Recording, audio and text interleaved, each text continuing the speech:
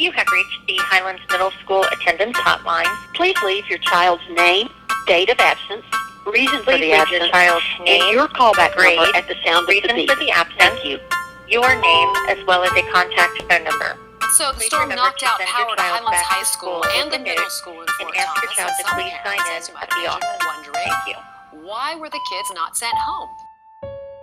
From Highlands High School, it's Blackout, a story of perseverance, controversy, and messy motives. I'm Emily Ireland.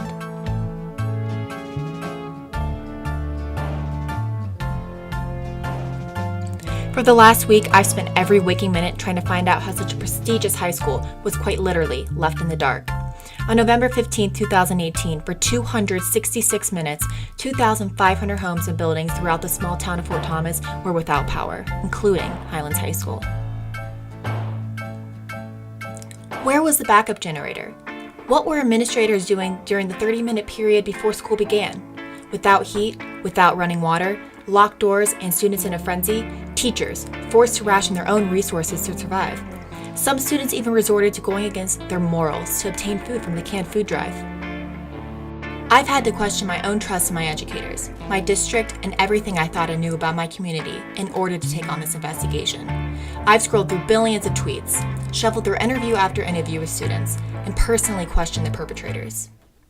We'll begin with the perspective of the victim herself. This is sophomore Jenna Hartung. I'm so glad I can finally share my story. So this is the gym where it all began? Yes. You okay? It's okay. It's okay. I can't do this. No, it's okay, Jenna. It's okay.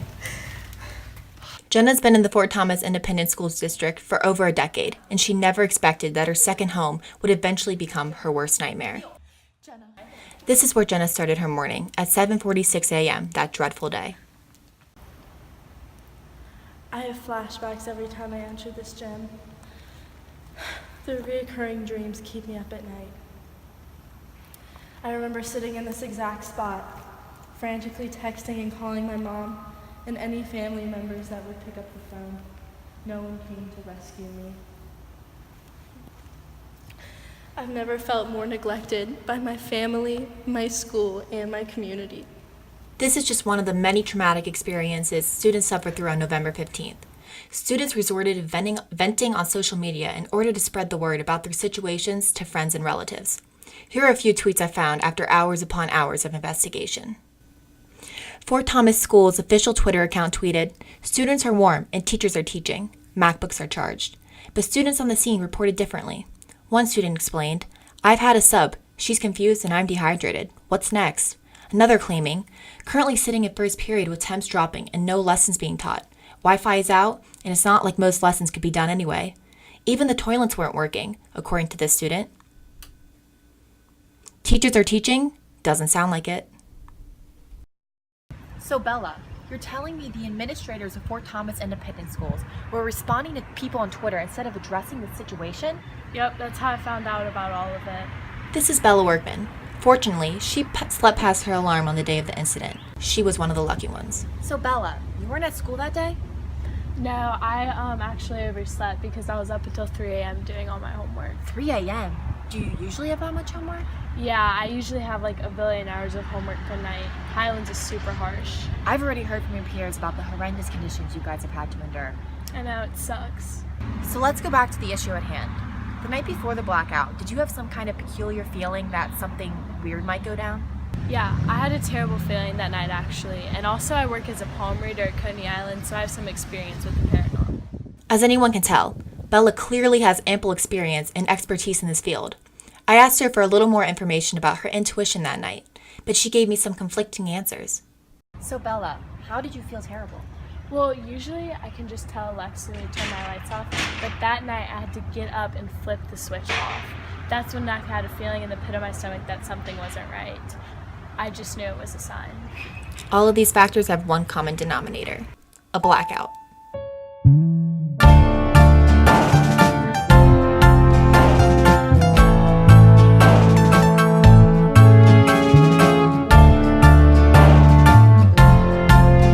The day of the incident, local news reporter Trisha Mackey had an inside informant, her son. Here are clips he sent from inside the school that aired on Fox 19 during the crisis. Well, the good news here is the power came on just around noon today, but the bad news is a lot of parents were upset their kids weren't sent home when the building went dark.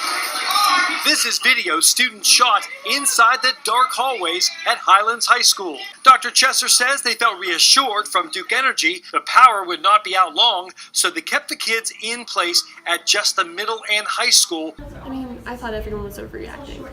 That's Julie Russ, a sophomore. I don't understand. I mean, the dark was kind of fun, and it's not like we had to do any actual work. She has a skin condition where she can't go into the light. The kids at school call her Vampy. Vampy tried to bite me once. She has 2 freckles on her neck that she claims come from Transylvania. I think everyone at school's an idiot. She even tried to bite me. I found out later that Julie had an inflamed amygdala, the emotion control center of the brain. Poor girl can't help herself. One aspect of this situation that I can't seem to get out of my head is the pizza. Highlands catered Jets Pizza for the students. 78 large pizzas made it to that school in 3 hours. My question is, how? Let's do some math. Highlands power went out at approximately 7:30 a.m. Since administrators didn't know how long the outage would last, they waited to call Jets Pizza until 9:16. Here's a clip from that call. That's the school secretary speaking. We're going to need 76 pizzas by 11:30 a.m. if that's possible. What? These pizzas weren't delivered until 11:56 a.m. That gave Jets 2 hours and 40 minutes to prepare the pizzas. It takes 11 minutes and 31 seconds to make the average pizza. And it takes 10 minutes to travel the 2.9 miles from Jets to Highlands. At the time of the blackout, Jets Pizza was undergoing renovations and only had 5 pizza ovens available. That means that, assuming Jets was completely utilizing all of their available resources efficiently, it would still take 156 minutes for all 76 pizzas to be made. That leaves 5 minutes to get to school if you're speeding, and that isn't even counting all the time it would take to unload and prepare all 76 pizzas. I talked to a Jets manager myself to get her perspective. It's just not possible for us to make that many pizzas in that short amount of time. It's just not possible. There's no way they made that many pizzas. Something isn't adding up.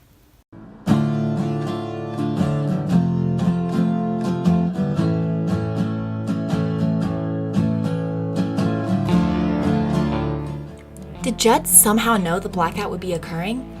How did they know? Did Highlands tell them? If so, how did Highlands know? This brings me back to my initial question. Why didn't the backup generator work? I decided to bring my concern to the people closest to the problem, Duke Energy. Here's a clip from my phone call with the regional director, Tina Smith. We periodically check the generator once a month. I had sent some people to check it 17 days prior to the incident, and the report stated that everything was in working order. However, multiple things could have occurred in the meantime. The power line that came down could have sent a surge through the system, or the most likely reason is that buildup can occur where the sulfur molecules in electrolytes become so deeply discharged. It seems as though Duke Energy's regional director is completely in the dark about what happened that day. If Duke Energy doesn't know, then who does? And what about Jets?